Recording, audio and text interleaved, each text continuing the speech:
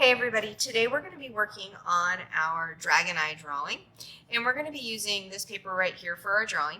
Please make sure that you write your name and your table number right here where it says table number, and I'm number 40, so I'm going to write a 4 and a 0. Your table number is on the corner of your table. Now, for our dragon eyes, we are going to be creating an eye that fills this entire black box. And we want to make sure that we're drawing really big so that everything fills it up. The eye is really the most important part, so we're going to make it really big.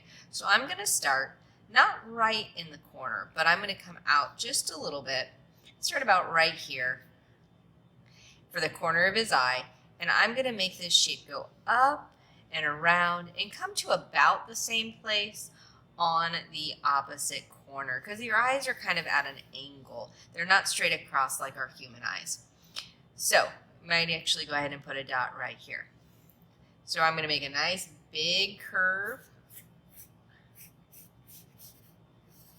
And when you're drawing these, you do want to make sure that you're drawing lightly. I'm going to press a little bit harder for the demonstration just so that you can see it on the screen a little bit better. But you can go ahead and press down. Make sure you're pressing down lightly. Now that I've got this part on here, I'm going to go back in and I'm going to make the bottom of the eye. And the bottom of the eye is going to have a little bit more of a curve to it. So it's going to come down just a little bit farther. And I'm actually going to go ahead and bring it under or up just a little bit before I start. So I'm going to bring it down and then it's going to come back up. I'm actually going to make that a little bit longer. Now, it's okay if your eye shape isn't exactly like mine. Dragons are made-up animals, which means everybody's drawing can be a little bit different, and that's okay because none of these are supposed to be realistic. Dragons aren't real. Once I get the shape of the eye, now this is the shape of the eyelid, now I need to put the eyeball inside of it. So we're going to start with the iris of the dragon's eye. And the iris is the colored part. It takes up the majority of the space. This is going to be a circle shape that fills inside of this space. So I'm going to kind of imagine what my circle would be. So I'm going to bring it around, curve it around here. Imagine if it went under his eyelid. It's going to curve around over here. And then imagine where it would go right here. So I'm going to try to get that circle shape in there.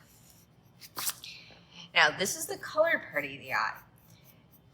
The inside part of the eye is the pupil, and the pupil can be lots of different shapes. So I have a sheet for you to look at on here that has lots of different pupil shapes, and the pupil is the black part. So we're looking at that shape that's in there in the center of the eye. And you can see how every single one of these is different. We've got this one that looks kind of like a star shape. This one looks like a sunburst almost.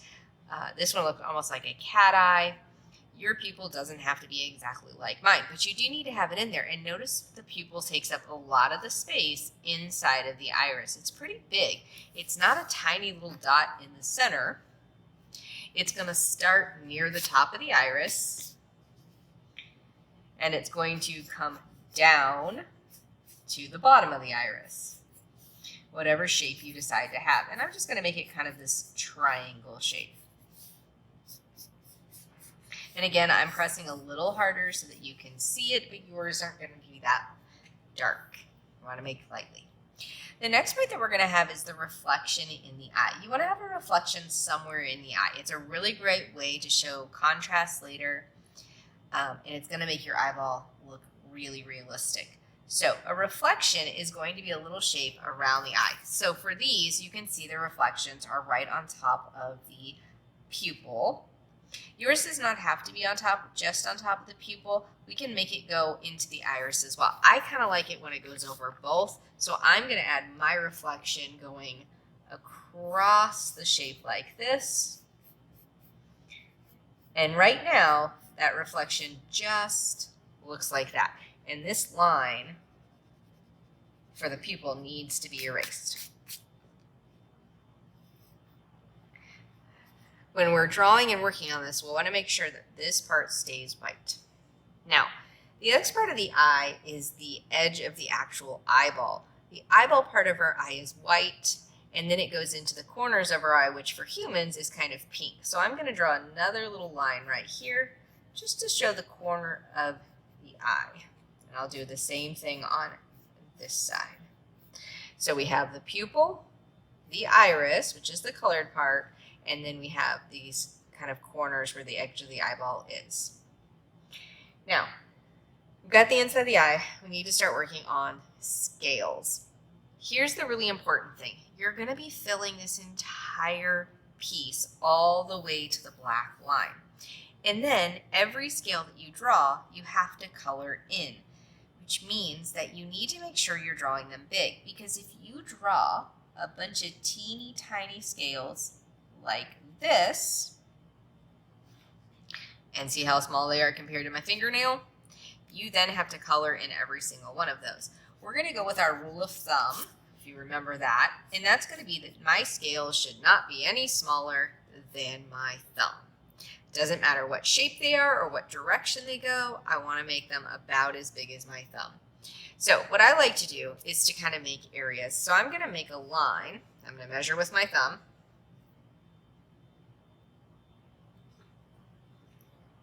How wide that is. And then I'm going to make a line or an area very lightly. This is a guideline to fill in that space. And it's going to go from here to here. And this whole space is going to have scales about that tall. Now, the shape of the scale is totally up to you. So again, if we reference this sheet, we have scales that look more like alligator scales. We have scales over here that look almost like feathers. They kind of have a point on the end of them. Here's another one that's kind of like feathers. This one has scales that are kind of spiky, real spiky actually. And then this one has all different shapes. So you're going to decide what shape you want it to be. I'm going to make mine kind of a rectangular shape like these. But again, I'm going to make them big enough to fill this space. So my first scale is going to start right here, and it's going to come all the way over to here. And I'm going to round the corners out as I go. You can see my thumb fits inside of there. And then I go on to the next scale. I'm going to round the corners out. And I'm filling in that space from the top of his eye all the way up to that line that I made. Again, my guideline, it's not a real line, it's just a guideline. It's going to be erased, so draw it lightly. And then as I get to this area, it's wider here, so my scales are going to get a little bit wider over here, and that's okay. They can be adjusted for wherever you're drawing. And then this one is going to go right off the page, just like that. And that's my first area of scales.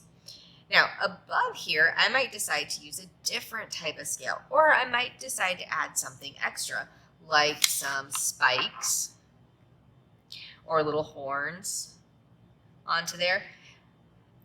This kind of looks like a paint splatter, but I love the way this looks, so I could add an area that looks like that.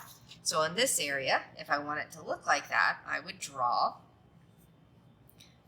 kind of these. It's almost like spikes, but not quite spikes.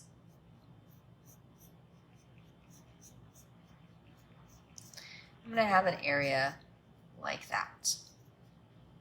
And that's going to take me all the way down into the corner. And you know what? I'm going to bring these down too.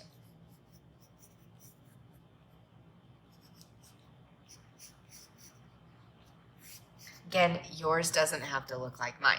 Now, above this shape, I still have room up here, so I need to fill this space.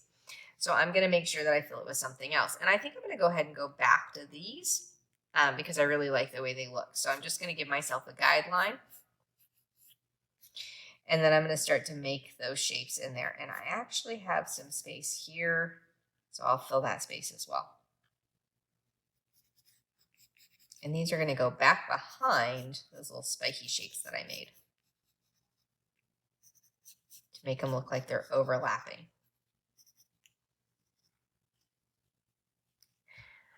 And then I continue up. And again, I'm just going to have another row of those. But rule of thumb means that they're going to be big enough that I can stick my thumb in there. I want them big. And then that top part is done. Now that I'm done with the top top part of his eye, I'm going to jump down to the bottom and do the same thing. I'm going to make this one just a little bit more narrow where it's close to the corner of his eye, and then as it comes around, it's going to get wider. So you can play with those scales and adjust them. All right. And again, just filling in this space with whatever shape of scales that you want. I'm going to make this one just a little bit smaller. I'm going to have areas maybe that are a little smaller, but still don't want them super tiny. Make these a little longer though as they go.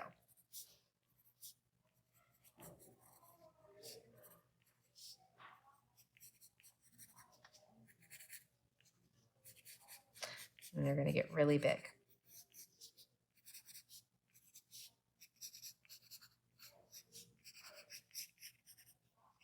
And they just connect. And there it is. There's the inside of his eye. I've got another row here I need to make, so I'm going to add a few. And I think I'm going to change up the shape, and I'm going to go with more of a curved shape. So I'm just going to make those, still making them pretty big. My thumb is still going to fit inside of there.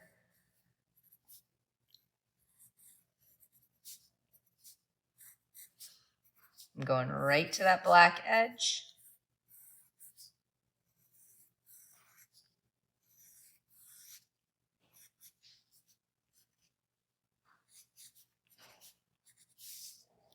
Now, I've made all my scales a little bit different depending on what area I'm working in. It's up to you what shape or size your scales are going to be. But again, getting it all the way to that black line. Try to stay in the line, but try to get it all the way to the black line.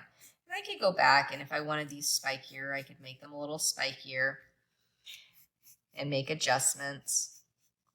This looks pretty good. All right, that is the end of our first video. Once you have this complete and you've made all of your scales to the edge, you are ready to watch video 2.